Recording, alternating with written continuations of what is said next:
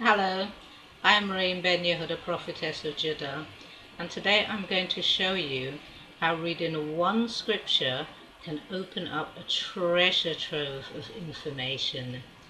Now, let's go to Genesis 1:3. Elohim spoke and said, "Let there be light," and there was light. Now, on the face of it, it does appear that the Almighty has created a luminary. But now let's go to Genesis 1:14. And Elohim said, "Let there be luminaries in the firmament of the heaven to separate between the day and the night, and they shall serve as signs for festivals and for days and for years." So the question we have to ask ourselves is, did the Most High create light twice? And if he had done so, why? Now, in order to understand what was created and the meaning of the light in Genesis 1:3, we need to go to Job 38. Let's do 4 and 7.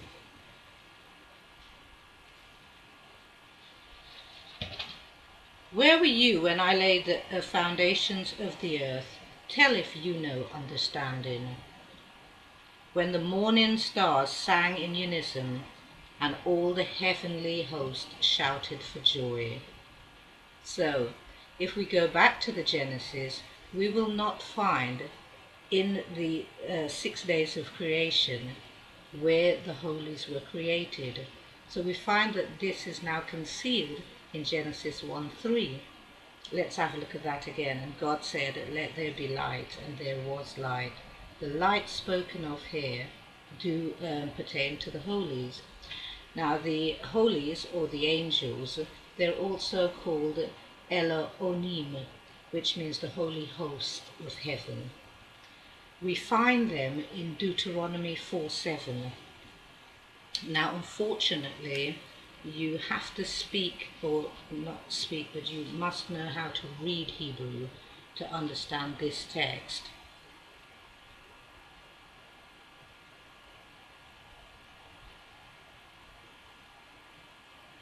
Amazing that I've actually got, oh, here we are.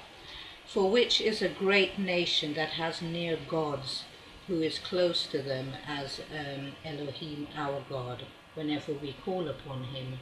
Now, if you understand reading Hebrew, you would know that they were speaking about the Elohim Kerubim, which means near gods. And lots of times many people get confused, and they believe that the ancient Hebrew and the Hebrew Israelites had a multiple of gods. But that's not what we had at all. What we had was the host of heaven who worked for the Almighty, for the Most High, and they are dispatched by him to execute his judgments and his orders and his commandments. Some of you will readily remember the holies going to visit Daniel, or coming to Abraham with news that he would have offspring in the future. So this light that was being spoken about was the holies, the angels being created. Now we can find out more about this if we go to Isaiah 14:12. Okay.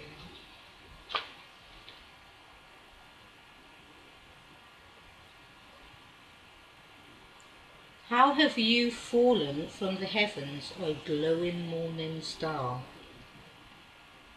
How have you been cut down to the ground, O conqueror of nations?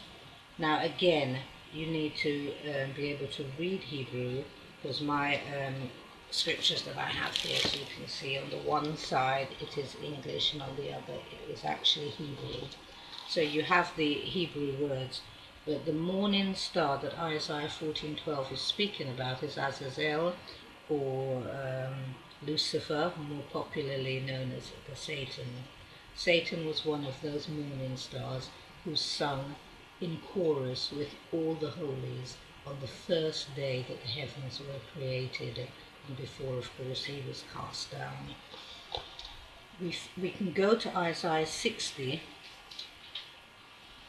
and find out here, "Arise, shine, for your light has arrived, and the glory of Elohim shines upon you. So again, the holies are associated with light.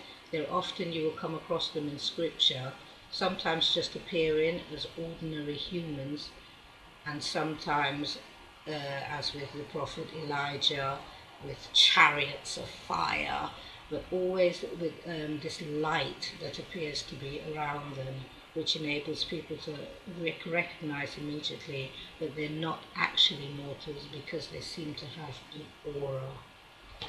Now, if we, when we look at this light from Genesis 1:3,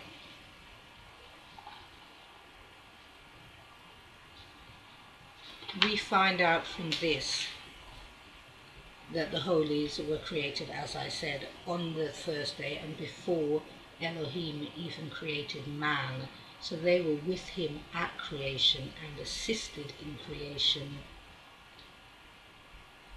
So we go now to Genesis 1:4, and Elohim saw that the light was good, and Elohim separated between the light and between the darkness. Now, just from this verse here, some of you would have heard of the Dead Sea Scrolls and the Essene sect that migrated into Palestine and lived there. Their belief was in this light and darkness, the sons of light and the sons of darkness, and the sons of light pertain to heaven, and the sons of darkness to the Satan and to hell.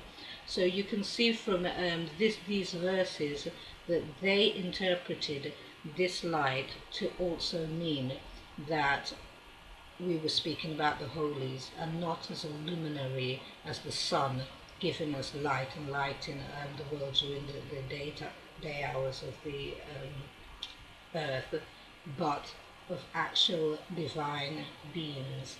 So when you're going through the Shamash, you have to be on the lookout always, because what you're really dealing with is a book hidden within a book, and those who seek him diligently will find him. Shalom.